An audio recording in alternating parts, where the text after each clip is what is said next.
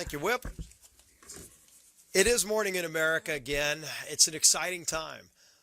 Monday was just a special day where America celebrated the inauguration of President Donald Trump, coming back as the now 47th President of the United States.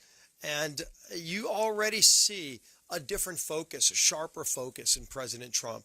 And I'm sure the speaker will touch on this, we got to meet with the president in the White House yesterday for a good amount of time to talk about the agenda, to talk about the things we're going to do to help fight for those American people who have been struggling for years under the weight of the failures of the Biden-Harris agenda.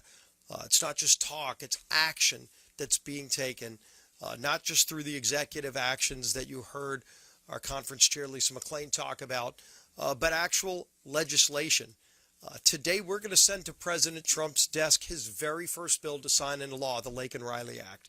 And I think it's significant that you look at the contrast between last Congress, where we passed the same bill, and Chuck Schumer made it clear that in a Democrat Senate, they had no desire to stand up for women who were assaulted by people here illegally. Joe Biden would not have signed that bill.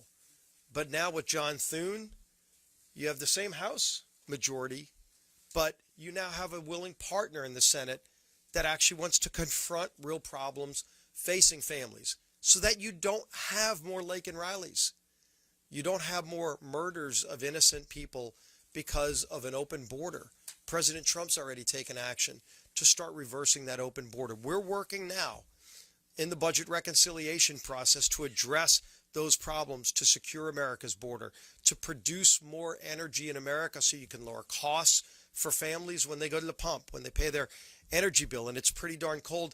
Even in Louisiana, we got 10 inches of snow yesterday in New Orleans. It's pretty surreal to see that there's more snow there than here in D.C.